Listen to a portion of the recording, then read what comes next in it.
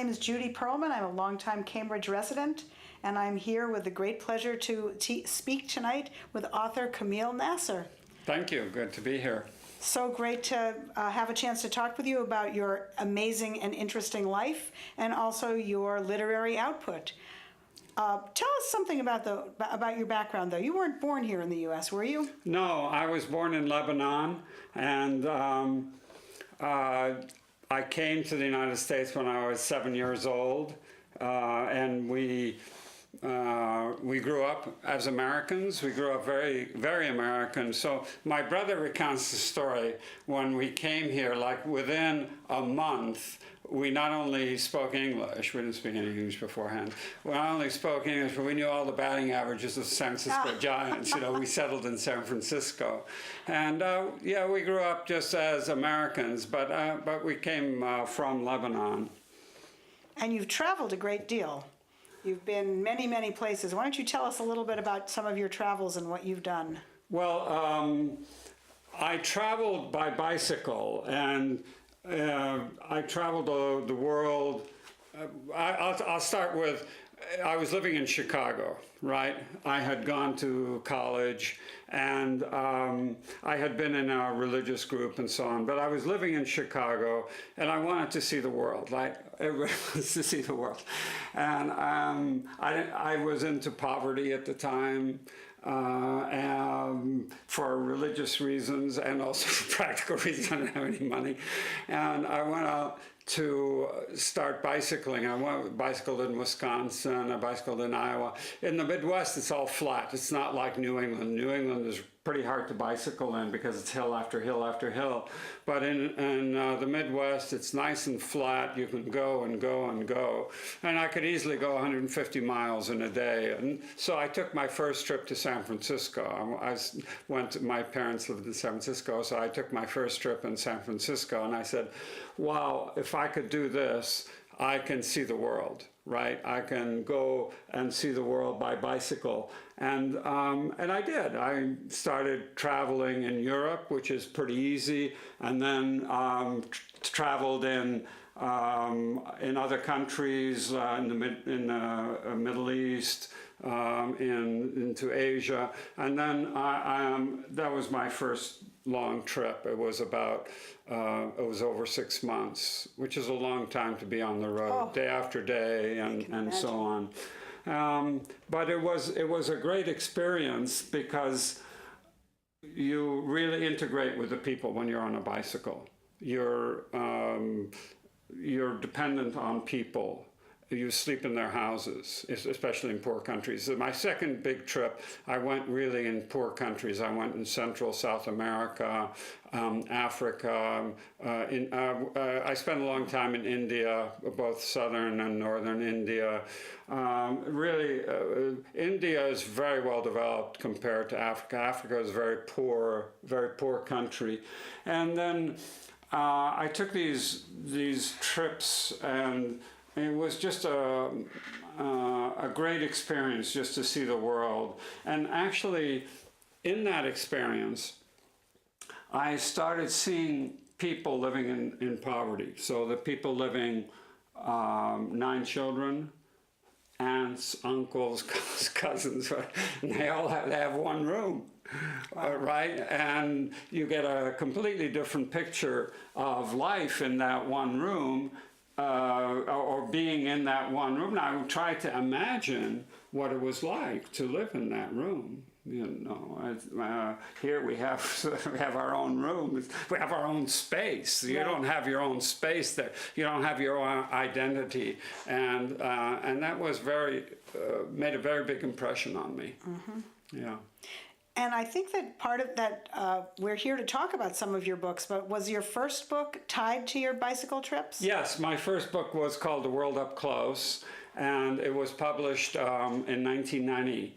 And I republished again in 2015, 25 years later. The world had changed a lot since then. In the 1980s, there were no cell phones, there was no GPS. There was, communication was done by mail. There wasn't an internet. So you mailed letters if you were going abroad, you told your friends to mail letters to the American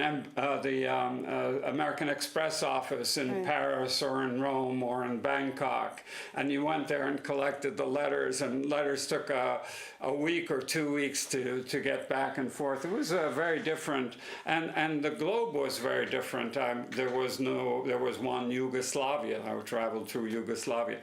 At the time, there was a lot of war in Central America. Now it's not really war. There are a lot of problems in Central America, but it's not the same kind of war that there was. So it was definitely an experience that I could write about. And I tried to write about cultures, not really about people, not really about places or my agenda or something, but about people, about the cultures and what it's like to live in those places. So that was my first book. That must have been great. And did you write while you were on your bike, or did you go through the whole trip and then afterwards say, I need to capture this, I need to write this? No, I wrote afterwards. I kept a diary, of course, of all the things that happened, and I only used a very, very small part of the diary there. You know, just those little stories, little tidbits. There were 15 stories from different countries, and that's what I used to write the book. That's great. And so you continue to write. You've been writing up a storm. Yeah. So now I started writing a series that takes place in Boston, and it's called a Cozy Mystery Series. And the gist of it is just kind of like art and science and music. And so the first book was called The Museum Heist, and it's based on the Isabella Stewart Gardner Museum heist that we all know that took place in 1990. Just happens to be the time that I published that book, right? The World Up Close. But and I just fictionalized it. I don't think that the case is going to be solved. I think the pictures are missing, and so I wrote a story, and in my story, the person who finds the pictures is a classical scholar, and so I get to talk about classical Greece, which is one of my favorite subjects, and then we talk about art in general, and of course about the Isabella Stewart Gardner Museum. Yeah. Yeah, I enjoyed reading that book a lot. I like the way it's grounded in Boston. Yeah. And then more recently, you worked on the Symphony Heist. Yes, that was my recent book. Is this new book? It's called The Symphony Heist, and it takes place again. It's very local. It's a mystery, and it takes place at the BSO. And the story is a little bit of a fantastic story. It's about somebody a young woman who is the principal cellist of the Boston Symphony Orchestra. Now, young people don't tend to be principal cellist. Is something that's of the Boston Symphony Orchestra is a very high rank, and you need a really good musician to be that, an experienced musician. So it's a little bit of a fantastic story, but I think it's a really great story, and it talks about classical music in general, which again is one of my favorite subjects. Yeah, tell us a little bit more about your connection to music, and I know you're a big opera buff. Yes, I love opera. I love the drama, the emotion of opera. You know, a lot of opera stories are really hokey. They're kind of idiotic, but there's something behind that with the music and the emotion and you have a real cathartic experience. You can have a really cathartic experience in opera. So I love the art form, and it's been something that I've wanted to explore more. I wanted to explore about classical music, and I think I did it. There's a lot of music imagery in in the book. A lot of people think that classical music is dying. I don't think that's the case. I think classical music is alive and well, it's the number of music CDs that are selling are as awful as they've always been. You know, it's a very small part of the market, but still, it's selling. It's still a vibrant thing. Yes, it's still a vibrant thing. Mm-hmm. Yeah. So let's talk about another part of your connection to music, which is one that I share with you. We are both dancers. Yes, that's right. We met swing dancing. Right. But you do a lot of different kind of dancing. And I know in the way that you were talking about, you know, sort of the emotion and the involvement of opera, I really love dancing. So I bet you do too. So tell us a little bit about dance in your life. Yeah. So swing is one of the things that I really love. Love the music. If you're ever feeling depressed, I tell you, if you're ever feeling a little bit down, you have a rough week, just go to a swing dance. And it'll pick you up right away because the music is so uplifting and all. But you know, that's a funny thing. Sometimes I went to what's the dance they do in Louisiana? Cajun. Yeah. Cajuns. Again, really wonderful music. Have you ever listened to some of the lyrics there? They are some of the most depressing things. I want to go commit suicide. You left me, and so on. But the music is just fantastic, and it's great to dance to. And I guess my big dance is tango. And again, it's this passion, the emotion that's there, the contact with your partner, with the music. I just love it.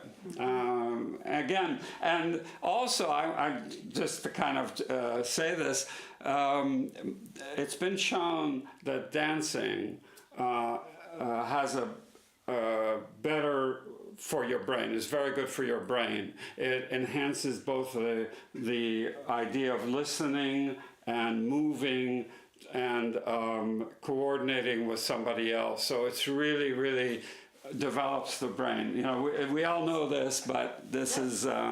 That's great. Yeah. It's not only fun, it's productive.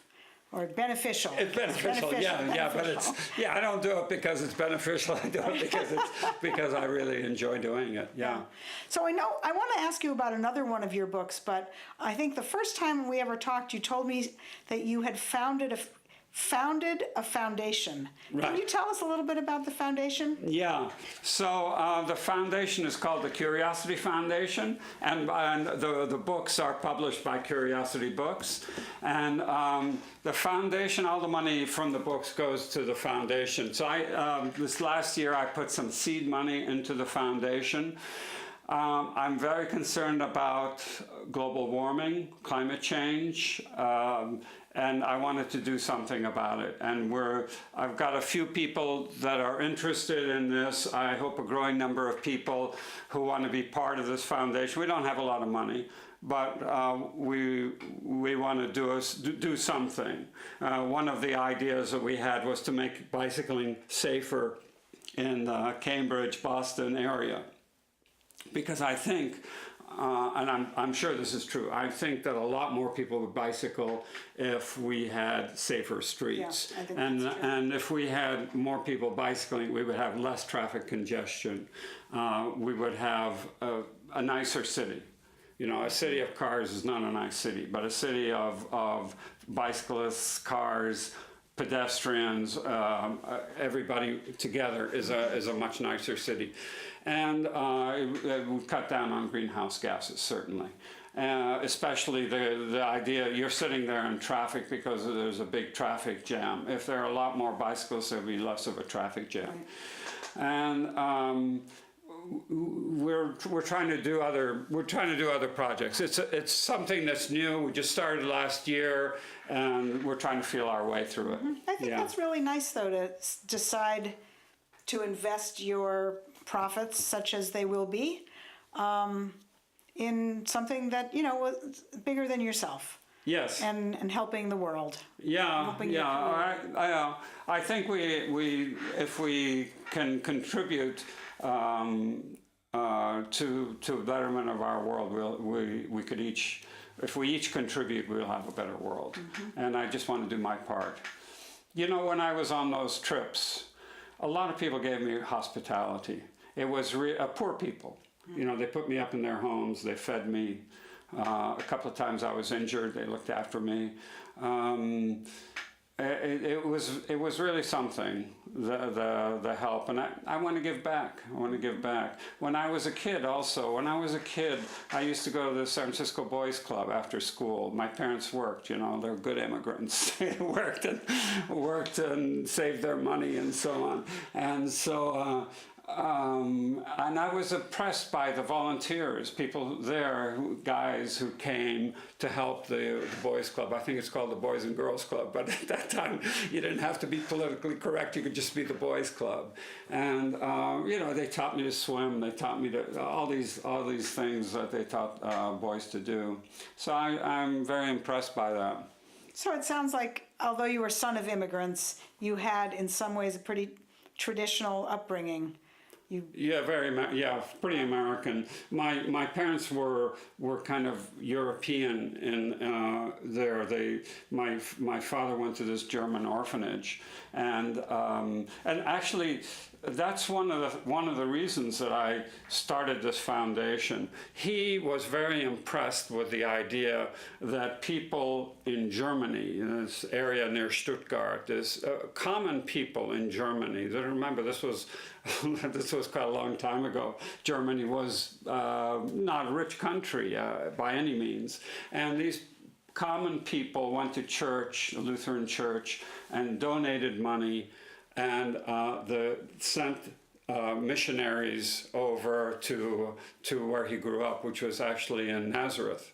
He was born on Christmas in Nazareth, and wow. He thought he was. He always thought that he was part of Jesus's family. So we had that. Idea going through our family, but he was really, you know, impressed, and he wanted to do something. He wanted to contribute something to the well-being of the world because people had contributed to him, and so that's one of the reasons that I started this foundation. Mm-hmm. And he was also a musician, and that's another way that people give and give back. Yeah, he was an organist in the church. And I remember I remember once I was in Italy, and long retired, you know, of course, both my mother and father, and we went into this church, is what you do when you're in Italy. It was vacant. But he found exactly the same organ, and he was sitting on it, and my mother was kind of going crazy. He said, "Don't play. You know, be careful. You know, the police are coming." I don't know. Oh, that's funny. You know. But he loved music in that way. Yeah, of course I love music too, but. I just want to point out that my former mother-in-law was born on July 4th, and apparently it took a really, really, really long time for her to get to really understand that all the fireworks were not about her birthday. I'm not sure. I mean, she was 72 when she died. I'm not sure she ever really believed that. Yeah. Well, who was it? Thomas Jefferson and John Adams. Both died on July 4th, the same July 4th. I just heard That's that. right, yeah. Okay. So one more thing that I definitely wanted to have time to talk about was another book that you completed this year, Son of the Last Martyrs, and this is quite a different thing. The two that I've read of yours, the Symphony Heist and the Museum Heist, are fun, they're light. Tell us about this, and perhaps you'll even grace us with some of your prose. Yeah, so I was very interested in what happened at the end of the Roman Empire. You know, I'm a big buff of the Greek-Roman world, and I was kind of interested in what happened when Christianity took over. And so I did a lot of research in this area, and I found that the Christians who converted when Christianity became, let's say, legal. It's not the right word, but let's in the Roman Empire, legitimate. Yeah, there was a thing called the the Edict of Tolerance that was signed in Milan in the year 313 AD, which allowed Christianity to flourish.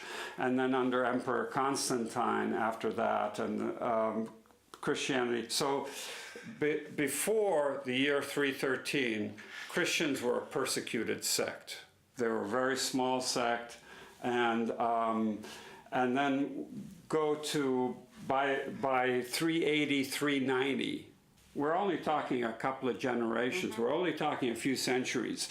Then the Christianity becomes the religion. Huh. Right. So there was this tremendous change that took over, and it was a very authoritarian type of church. It was the people there were, I equate them with the Taliban. They destroyed monuments. They destroyed the Greek-Roman learning. They destroyed bathhouses.